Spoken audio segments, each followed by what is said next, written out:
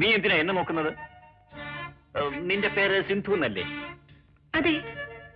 കോളേജിൽ വെച്ച് ബാബു എന്ന് പറയുന്ന ഒരു പയ്യൻ നിന്നെ വല്ലാതെ ശല്യം ചെയ്യുന്നെന്ന് കേട്ടു. ശരിയാണോ? അല്ല. നീ അവനെ ശല്യം ചെയ്യുന്നുണ്ടോ? ഇല്ല. ഉണ്ട്. ആ ശല്യം ഇന്നുകൊണ്ട് തീർക്കാമെന്ന് കരുതിയാണ് ഞാൻ വന്നത്. അങ്ങ് ആരാണ്? ആരാണെന്ന് ചോദിച്ചാൽ നിന്നെ ശല്യം ചെയ്യുന്ന ആ ബാബുവിന്റെ അച്ഛൻ.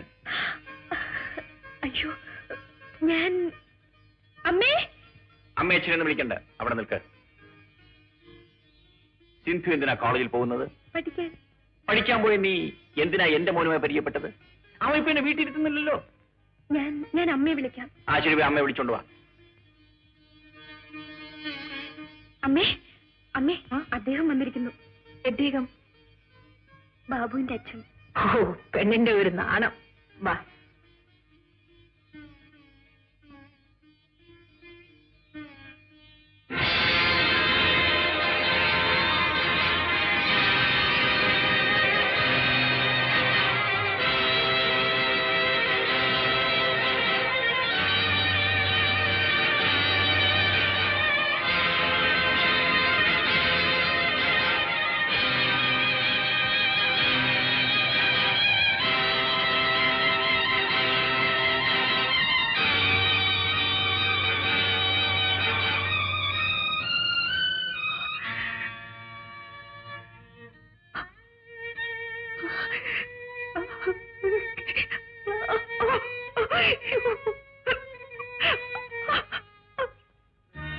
കാണേണ്ടവരെയെല്ലാം കണ്ടു.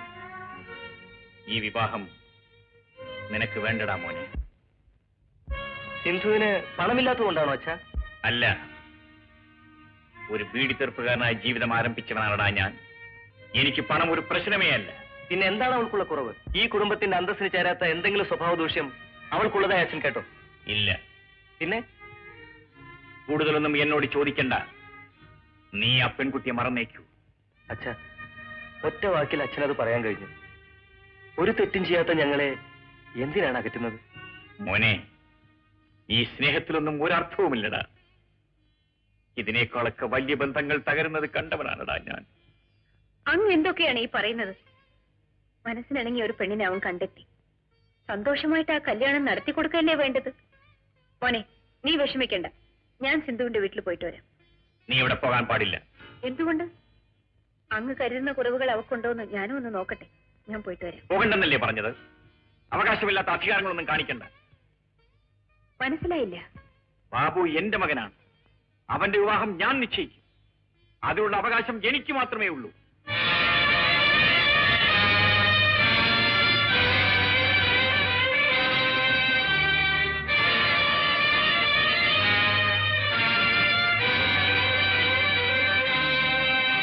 ബാബു, നിന്നെ ഇത്രയും കാലം മോനെന്ന് വിളിച്ചതിന് ക്ഷമിക്കും.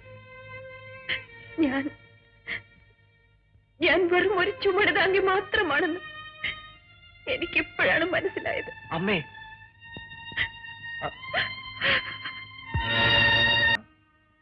ഞാൻ ഈ വിവാഹത്തെ എതിർക്കുന്നത്. ഇനി ഞാൻ ഒന്നും മറച്ചു വയ്ക്കുന്നില്ല. ബാബു സ്നേഹിക്കുന്ന പെൺകുട്ടി അവന്റെ സഹോദരിയാണ്. അതെ, ലക്ഷ്മിയുടെ വയറ്റിൽ പിറന്ന് അവളുടെ മുലപ്പാൽ കുടിച്ചു വളർന്ന ആ പെൺകുട്ടി ഇവന്റെ സഹോദരിയാണ്. അല്ല, അല്ല, സിന്ധു അവന്റെ സഹോദരിയല്ല.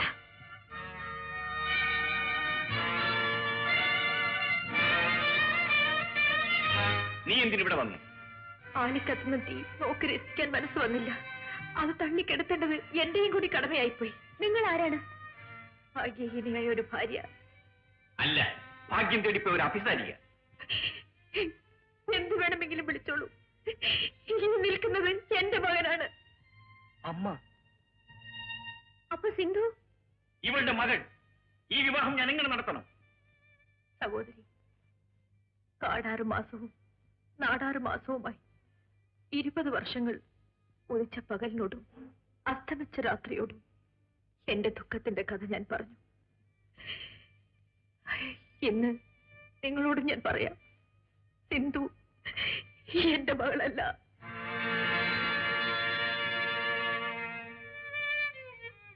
അങ്ങ് ഓർക്കുന്നുണ്ടല്ലോ ഞാനും സിക്കുകാരനുമായിട്ടുള്ള ബന്ധം.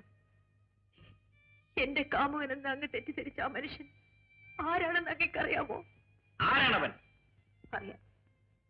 കുഞ്ഞിന് മരുന്ന് മേടിക്കാൻ മെഡിക്കൽ ഷോപ്പിലേക്ക് ചെന്നപ്പോഴാണ് ഞാൻ അദ്ദേഹത്തെ ആദ്യമായി കണ്ടത്. എന്റെ പിന്നാലെ നടന്ന് വീട് വരെ വന്നു. അടുത്ത ദിവസം അങ്ങയുടെ സഹോദരിയെ വീട്ടിലേക്ക് വിളിക്കാൻ ഞാൻ ഹോട്ടലിലേക്ക് പോയി. ഉഷ എന്നെ ആട്ടിപ്പുറത്താക്കി കഥവടച്ചു. വരാന്തയിൽ ഇറങ്ങി നടന്ന് ഞാൻ ആ മനുഷ്യന്റെ മുമ്പിലാണ് വന്ന് പെട്ടത്.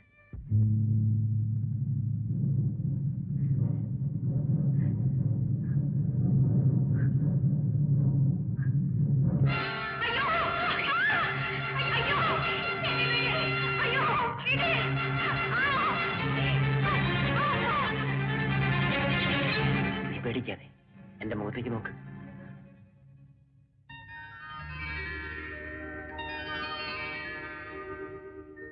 വേണുവേട്ടൻ. അത് ലക്ഷ്മി, വർഷങ്ങൾക്ക് മുമ്പ് പാത്തിവഴക്കിന്റെ പേരിൽ ഒരു കൊലപാതകം നടത്തിയിട്ട് ഒളിവിൽ പോയ നിന്റെ സഹോദരൻ. പോലീസിനെ പിടികൊടുക്കാതിരിക്കാൻ വേണ്ടിയാണ് ഞാൻ ഈ വേഷം കെട്ടി നടക്കുന്നത്. ചേട്ടാ, നിന്നെ മരുന്നുകടയിൽ വെച്ച് കണ്ടപ്പോഴേ എനിക്ക് മനസ്സിലായി. അതുകൊണ്ടാണ് നിന്റെ വീട് വരെ ഞാൻ വന്നത്. ആട്ടെ, നിന്നെ ആരാണ് വിവാഹം ചെയ്തിരിക്കുന്നത്? ചേട്ടൻ കൊന്ന് ഗോപിയുടെ സഹോദരൻ. വിവാഹം കഴിഞ്ഞ് വീട്ടിലേക്ക് ചെന്നപ്പോ വാതിക്ക വെച്ചിരിക്കുന്ന ആ മനുഷ്യന്റെ ഫോട്ടോ കണ്ട് ഞാൻ നെട്ടിപ്പോയി. സ്വന്തം സഹോദരൻ മരിച്ച വിവരം പോലും അദ്ദേഹം അറിഞ്ഞിട്ടില്ല. എന്നെങ്കിലും മടങ്ങി വരുമെന്ന് പറഞ്ഞ് അദ്ദേഹം കാത്തിരിക്കുകയാണ്. സത്യം തുറന്നു പറയാൻ എനിക്ക് കഴിയുമോ ചേട്ടാ? രാഷ്ട്രീയ വൈരാഗ്യം വരുത്തിവെച്ച വിനയാണിതൊക്കെ. ഏതായാലും നിന്നെ കണ്ടെത്താൻ കഴിഞ്ഞല്ലോ. ഞാൻ വന്ന് നിന്റെ ഭർത്താവിനെ ഒന്ന് പരിചയപ്പെടുത്തി. എന്റെ ജീവിതം കൂടി തകർക്കണമെന്നാണോ ചേട്ടന്റെ ആഗ്രഹം? എന്നോട് ക്ഷമിക്കൂ ലക്ഷ്മി. ഇന്ന് വരെ നിനക്ക് വേണ്ടി ഒന്നും ചെയ്യാൻ കഴിഞ്ഞിട്ടില്ല. അയ്യോ, ഒളിവിലിരുന്നുണ്ടെങ്കിലും നിന്നെ സഹായിക്കാൻ എന്നെ അനുവദിക്കുമോ? ചേട്ടാ,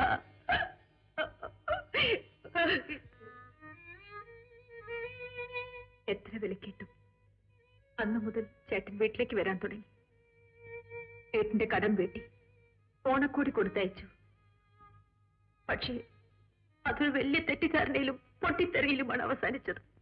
സഹോദരി, ഈ ഒരു സത്യം ഭർത്താവിനോട് തുറന്നു പറഞ്ഞിരുന്നെങ്കിൽ നിങ്ങളുടെ കുടുംബജീവിതം ഇങ്ങനെ തകരുമായിരുന്നു. ഞാൻ എങ്ങനെ ആ സത്യം പറയും?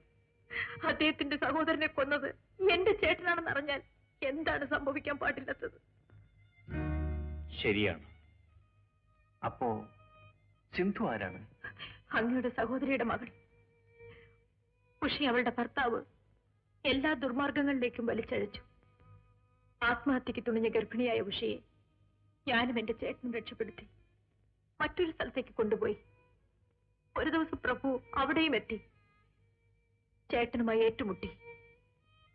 ചേട്ടൻ അവനെ കുത്തിക്കൊന്നിട്ട് ജയിലിൽ പോയി. അങ്ങനെ അനാഥരായി തീർന്ന് ഞങ്ങൾ വളരെ കഷ്ടപ്പെട്ട് ജീവിക്കുകയായിരുന്നു. പ്രസവത്തിന് സമയമായപ്പോ അയൽക്കാരുടെ സഹായത്തോടുകൂടെ ഉഷയെ ആസ്പത്രിയിലാക്കി. അവളൊരു പെൺകുട്ടിയെ പ്രസവിച്ചു. പക്ഷേ ചേച്ചി, എന്റെ കുഞ്ഞിനെ ഞാൻ ചേച്ചി ഏൽപ്പിക്കുന്നു.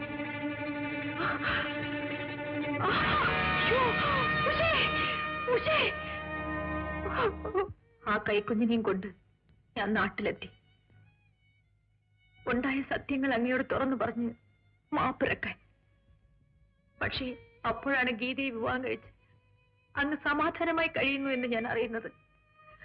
ഞാൻ മടങ്ങിപ്പോയി. സഹോദരി, നിങ്ങൾക്ക് തെറ്റിപ്പോയി. ഞാൻ നിങ്ങളുടെ മകനെ വളർത്തിയ വെറും ഒരു വളർത്തമ്മ മാത്രമാണ്. സത്യമാണോ? പറയൂ. അതെ ലക്ഷ്മി, നിന്നേക്കാൾ ദുഃഖപുത്രിയാണ് ഗീത. അമ്മേ, മോനെ, മോനെ, അമ്മേ, മോനെ. അമ്മേ.